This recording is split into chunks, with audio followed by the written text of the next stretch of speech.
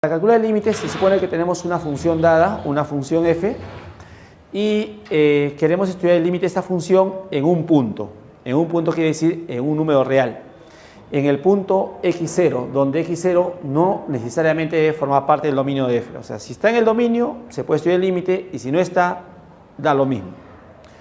Entonces, vamos a decir que una función f tiene como límite al número L, donde L es un real, en el punto x0, si las imágenes de los elementos del dominio que se encuentran alrededor de x0. ¿Qué significa esto? Como comentábamos, cuando estudiamos el límite de una función en un punto, este punto no necesariamente debe formar parte del dominio de la función. De repente él no está, pero los que están alrededor de x0 sí deben formar parte del dominio. ¿De acuerdo? O sea, el que está a la derecha de x0 y el que está a la izquierda de x0 sí deben formar parte del dominio, pero no solamente uno, sino una infinidad en un radio no mayor a 1. Entonces, si la función no está definida en x0, pero debe estar definida alrededor de x0. Entonces, la función tiene el límite L si es que estos elementos que están alrededor de x0 tienen imagen que caen en un intervalo que contiene a L. Pero ese intervalo debe ser de radio no mayor a 1. Veas el esquema. Veamos la parte gráfica. Supongamos que la parte de rojo corresponde a la gráfica de una función f. Ya está. Supongamos que justo en este punto abierto la proyección cae en x0. Eso quiere decir que este punto abierto no le pertenece a la función, o sea, la función no está definida en x0. Supongamos que la proyección de este punto al eje de la y cae en L. Por ejemplo, este esquema se muestra una función f cuyo límite en el punto x0 vale L. ¿Por qué? La definición de x0 no está definida en x0, pero los puntos que están a su derecha y a su izquierda sí lo están. ¿Cómo sabemos eso? Porque si proyectas los puntos que están a la derecha de x0, proyectas a la curva, hay un punto correspondiente a la curva para cada uno de ellos. Así también hay puntos que corresponden a la curva a la izquierda de x0. Entonces la función sí está definida a la derecha de x0 y también está definida a la izquierda de x0. Ahora, ¿qué pasa con las imágenes de estos puntos? Las imágenes de estos puntos van a caer muy cerca de L. Entonces, si este intervalo que contiene L es un intervalo de radio no mayor a 1 y las imágenes de todos ellos caen dentro de ese intervalo, entonces se dice que la función tiene como límite L en ese punto. Siempre y cuando las imágenes de los puntos que están a la derecha de x0 y a la izquierda de x0 caen en un intervalo que contiene a L en un radio no mayor a 1. Entonces, este esquema muestra esta idea. Y esto se representa de este modo. Se escribe las siglas de límite L y M, lim, la ecuación de la función, y el punto en el cual se está estudiando el límite, el punto x0. Se lee límite de la función f de x cuando x tiende a x sub 0. El límite es L porque, ya lo dijimos, no está definido x0, pero alrededor de x0 sí. Y las imágenes de ellos caen alrededor de L en un radio no mayor a 1. Bien, a continuación vamos a estudiar lo que se llama los límites laterales. Límites laterales significa que vas a estudiar a la función por la derecha del punto sobre el cual estás estudiando el límite y por la izquierda. Entonces se llama límite lateral por la derecha y por la izquierda. El límite lateral por la derecha se representa así. Límite, la regla de la función, y cuando x tiende a x0 y sobre x0 se le pone el signo más. Eso no significa que sea positivo, sino significa que vamos a estudiar a la función para valores de x que se encuentra a la derecha de x0. Es decir, si x está a la derecha de x0, esto significa que x debe ser mayor a x0. Pero ¿qué tan mayor? Debe estar muy cercano a x0. Entonces, estudiar este límite por la derecha es estudiar el comportamiento de la función para estos valores de x, para los que están a la derecha de x0, ¿no? Vamos a ver cómo caen las imágenes dentro de o con respecto a él. Y límite lateral por la izquierda significa estudiar a la función para valores de x que se encuentran a la izquierda de x sub 0. Y eso se representa así. Límite de f de x cuando x tiende a x0 por la izquierda. Entonces, las x para el cual vas a estudiar la función se encuentran a la izquierda de x0. Eso quiere decir que el x va a ser menor a x0. Pero menor no tan alejado, ¿no? En un radio no mayor a 1. Muy bien. Esto se llama los límites laterales. Límite por la derecha se le pone más con respecto al punto x0 y por la izquierda se le pone menos con respecto al punto x0.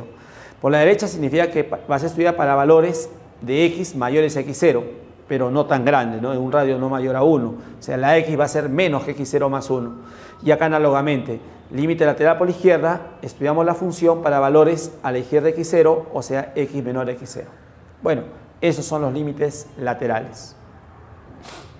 Propiedad de la existencia.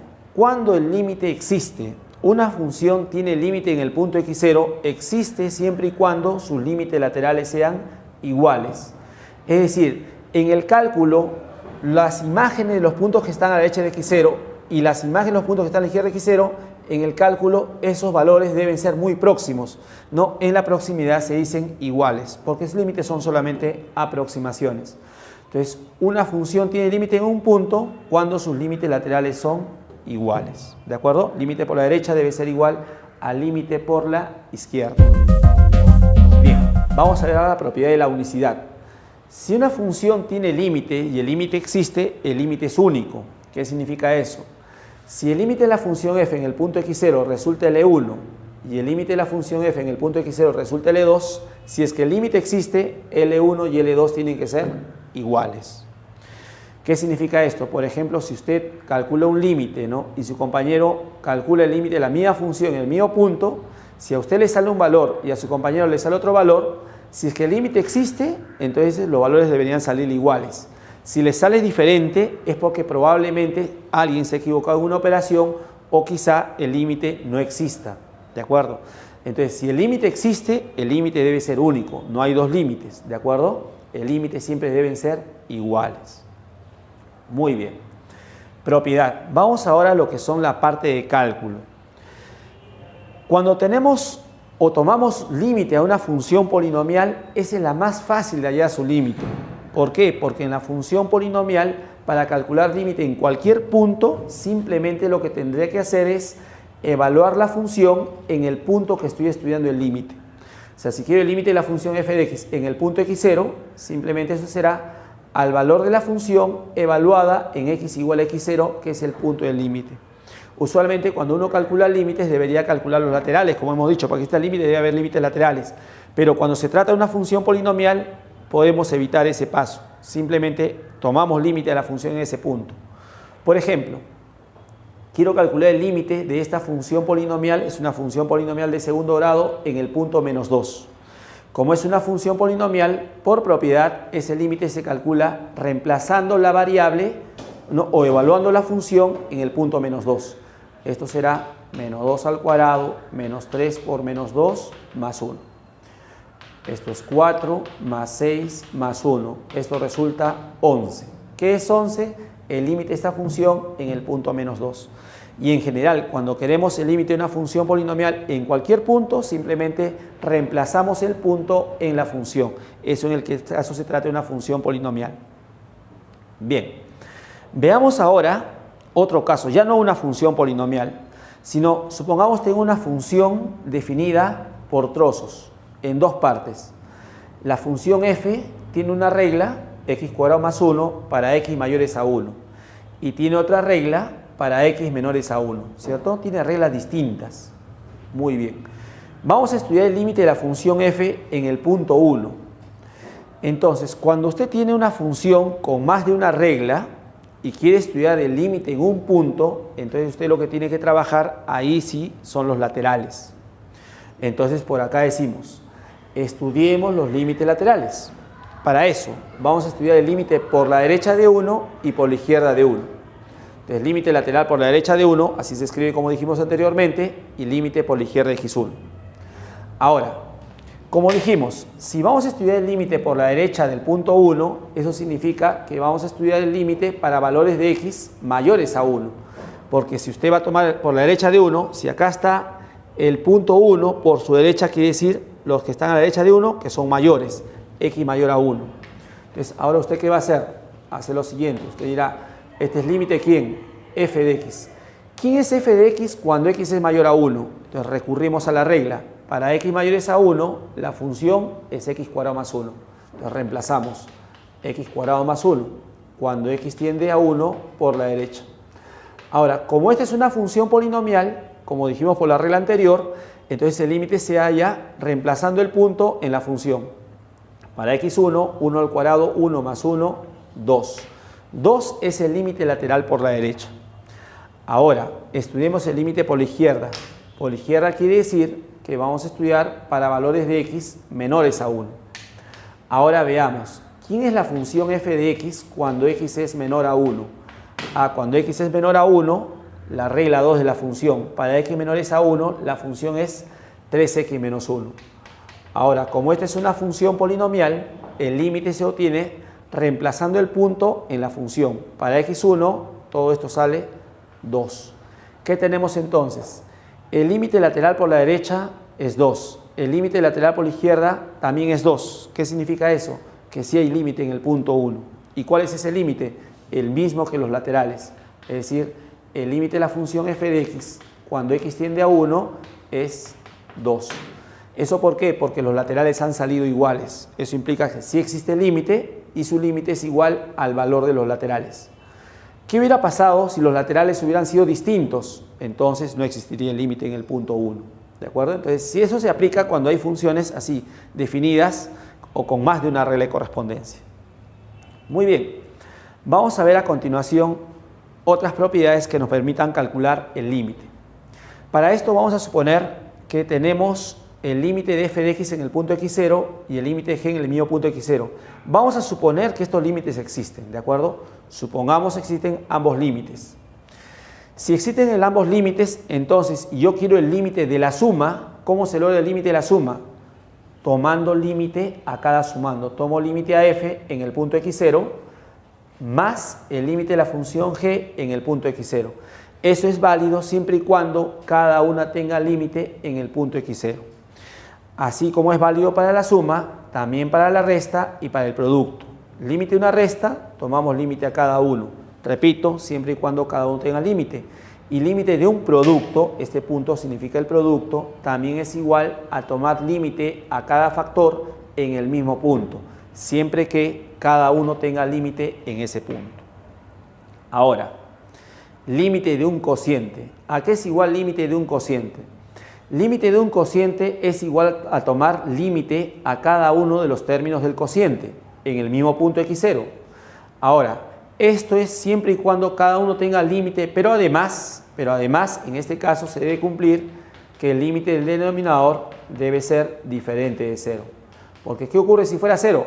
Ese es otro caso que luego vamos a estudiar, ¿de acuerdo?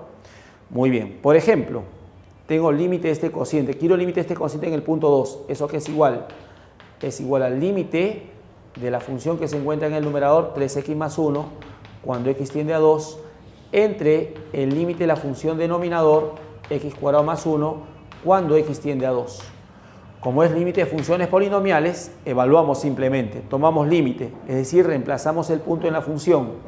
Para x2 arriba sería 7, para x2 abajo sería 5. ¿Qué obtenemos? 7 quintos. 7 quintos es el límite de esta función en el punto 2. Límite de una función elevado a un número natural en el punto x0. Supongamos que el límite f existe. Entonces, cuando queremos límite de una potencia, o sea, una fórmula de la base en x con exponente natural, entonces nosotros podemos tomar límite a la función de la base y luego el n aplica como exponente a todo el límite. Es decir, tomas límite a la base y el n afecta al resultado del límite. Por ejemplo, límite de esta potencia. Tenemos una función de x en la base y el exponente es 3, un número natural. Entonces, ¿esto a qué es igual? Esto es igual a tomar límite a la base, a la función de la base, en el mismo punto 2, y todo este límite lo elevamos, el exponente al que está elevado, que es 3. Ahora hacemos las cuentas. ¿Cuánto vale este límite? Como es polinomial, reemplazamos. Para 2 al cuadrado 4 menos 2, 2 más 1, 3. Sería 3 el límite de la base a la 3. ¿Qué es esto? 27. Es el límite de la función. Siguiente propiedad. Límite de una raíz. Cuando tenemos límite de una raíz en el punto x0, tomamos límite a la función de x y la raíz sale. Ahora, acá hay que precisar algo. Cuando el índice es un número impar, ahí no hay problema. Esto vale en cualquier caso. Pero en el caso de que el n sea par, este límite no debería ser negativo. ¿de acuerdo? Debería ser positivo para que la raíz esté bien definida, ¿no? Hay que tener en cuenta eso. Ya cuando hay raíz, en el índice par sobre todo, impar no hay problema, en índice par sí, hay que vigilar que el límite adentro no sea negativo. Por ejemplo, límite de esta función de la raíz cúbica de 2x más 1 cuando x tiende a 0. Entonces, tomamos límite al radicando de la raíz, límite de 2x más 1 cuando x tiende a 0 y la raíz aplica a todo el límite. Como este es límite de un polinomio, tomamos límite. Cuando x tiende a 0, este es 1. Este límite sale 1, la raíz cúbica de 1 es 1. Por lo tanto, 1 es el límite de esta función en el punto 0. Siguiente. Límite, esto se llama una exponencial, cuando la base es un valor fijo y el exponente es una función de x. En una exponencial siempre la base debe ser positiva, diferente de 1. Entonces, si ahora ocurre que la fórmula aparece en el exponente, entonces este límite, ¿cómo lo calcula? Simplemente copiará la base de la exponencial y le tomará el límite a la función de x en el mismo punto. Por ejemplo, límite de 2 a la x cuadrado más x más 1 cuando x tiende a 1. ¿Eso cómo lo calculo? Diré, eso es 2 elevado al límite de x cuadrado más x más 1 cuando x tiende a 1. Ya está. Ahora tomamos límite. Como es una función polinomial, reemplazamos x por 1. Haciendo las cuentas sale 3 y 2 a la 3 es 8. 8 es el límite de esta exponencial. Muy bien. Siguiente. Límite para un logaritmo. Límite de logaritmo de una función en x en base b, donde b es positivo diferente de 1. No olvidemos que en un logaritmo siempre la base debe ser positiva diferente de 1. Entonces, el límite de un logaritmo, el logaritmo con base sale con su base. Y tomamos límite a la función de x. Ahí está. En el mismo punto. Esta propiedad vale siempre y cuando el límite de f de x exista y sea positivo también. ¿Por qué? Porque si fuera negativo el logaritmo no existe. Y si fuera 0 tampoco. Entonces hay que vigilar que este límite salga positivo. Por ejemplo, ¿a qué es igual el límite del logaritmo de x cubo más 2 en base 10? El límite cuando x tiende a 2. Entonces, por propiedad, el logaritmo con su base sale 10 y le tomamos límite a la función de x, al número, en el mismo punto. Así. Como es límite de una función polinomial, entonces reemplazamos en el punto en la función. 2 al cubo 8 más 2, 10. Este límite sale 10. Tendríamos logaritmo de 10 en base 10. Número y base iguales, ese logaritmo vale 1. Muy bien. Ahora vamos a estudiar el caso en el cual tengamos el límite de un cociente y cuando tomamos límite al cociente ocurre esta suerte. Tomamos límite al numerador, resulta 0, límite al denominador, resulta 0. Cuando un límite resulta de la forma 0 sobre 0, eso se dice indeterminado. Indeterminado quiere decir que no se puede precisar. Entonces, para hacer alguna precisión respecto a este límite, se dice, vamos a levantar la indeterminación. ¿Cómo se levanta la indeterminación? Para esto debemos buscar simplificar los factores que hacen 0 tanto al numerador como al denominador. Una vez ubicado al factor que hace 0, simplificamos y tomamos límite. Si persiste la indeterminación, o sea, si persiste 0 sobre 0, seguimos buscando eliminar, cancelar el factor que hace 0. Por ejemplo, ¿cuál es el límite de este cociente? Tomamos límite al numerador. Cuando x tiende a 1, evaluamos y sale 0 arriba. Abajo también sale 0. 0 sobre 0 quiere decir indeterminado. Levantemos la indeterminación. ¿De qué modo? Ya. En este límite debemos buscar al que hace 0 al numerador y al denominador. Usted dirá, ¿y cómo logro eso? Bueno, si para x1 el numerador y denominador se hace 0, eso quiere decir que x igual a 1 es raíz, tanto del numerador como del denominador. Si x igual a 1 es raíz, entonces x menos 1 es factor. Es decir, el factor que hace 0 al numerador y denominador es x menos 1. A ese tenemos que buscarlo en la función y luego simplificarlo. Bueno, en el numerador no está muy difícil, solamente recurrimos a un aspa simple. Por aspa simple, esto es x más 2 por x menos 1. Mientras que el denominador, por fórmula diferencia de cubos, es x menos 1 por x cuadrado más x más 1. Ahí está el factor que hace 0. ¿Ve? Simplifica. Entonces, ¿qué le va a quedar? Le va a quedar límite de x más 2 en el numerador y en el denominador le va a quedar x cuadrado más x más 1. Cuando x tiende a 1, el mismo punto. Ahora volvemos a tomar límite. Para x1, arriba sale 3 y abajo sale 3. Ya no sale indeterminación. 3 entre 3, 1. Entonces, 1 es el límite de esta función. Esta función se aproxima a 1 cuando x tiende a 1. Siguiente ejemplo. Límite de esta función. En el punto 3. Para 3 tomamos límite 4 raíz cuadrada 2 menos 2, 0 arriba. Y abajo también sale 0. 0 sobre 0 hay que buscar eliminar el que hace 0. Si para x3 se hace 0, el que hace 0 es x menos 3. A ese hay que buscarlo en el numerador y denominador. En el denominador no hay que esforzarnos, ya está ya. Hay que esforzarnos en el numerador. ¿Cómo hacemos para que aparezca el factor x menos 3 en el numerador? Bueno, la operación típica. Cuando hay raíces, usualmente lo que se hace es racionalizar. Entonces, para racionalizar el numerador, la operación será multiplicar y dividir por la raíz cuadrada de x más 1 más 2. Multiplicamos y dividimos a la función para no alterarla. Entonces, tendríamos, esto es límite cuando x tiende a 3 de ¿quién? Arriba sería una diferencia de cuadrados. Cuadrado del primero, el al cuadrado es x más 1. Cuadrado del segundo, 2 al cuadrado, 4. Entonces, cuadrado del primero menos cuadrado del segundo sería x más 1 menos 4, o sea, x menos 3. Este producto es x menos 3. Y el denominador es x menos 3, por la raíz cuadrada de x más 1 más 2. Ahí está el que hace 0. Ya está. Simplificamos, ¿no? Entonces, cuando hay raíces, la operación típica es racionalizar. Queda 1 arriba, raíz de x más 1 más 2 en el denominador. Tomamos límite de una vez. Arriba 1, abajo 3 más 1, 4, raíz cuadrada 2 más 2, 4. El límite resulta 1/4. Finalmente, ¿qué pasa si tengo este límite? Límite de la raíz cúbica de 1 más x menos 1 entre la raíz quinta de 1 menos x menos 1. Y x tiende a 0. ¿Qué sale esto? Tomamos límite arriba, para x0, 1 más 0, 1, raíz cúbica 1, menos 1, 0.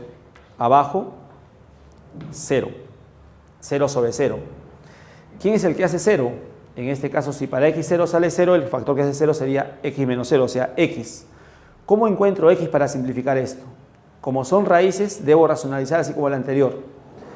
El problema acá es que cuando hay raíz cuadrada, se puede razonar fácilmente. Si es raíz cúbica también, pero la raíz quinta es más complicada. Para este modelo de problemas podemos usar un recurso que se llama la aproximación lineal. ¿Qué es esto? Cuando tenemos el binomio 1 más x a la n, puede ser con más o también podría ser con menos. Esto, ¿por quién se puede reemplazar? Se puede reemplazar por 1 si es más, más. Si es menos, usted dirá menos. ¿Quién? El producto de esas dos. X por n. Esto es su aproximación de este hecho.